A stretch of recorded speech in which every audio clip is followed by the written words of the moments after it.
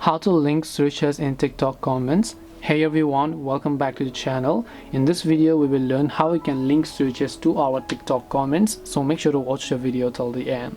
Now sometimes whenever you open up TikTok, you might have actually noticed that whenever you go to this little comment icon from the bottom right, you should be able to see a search right next to that comment if they type in something. So how do you add that type of searches in your own comment, right?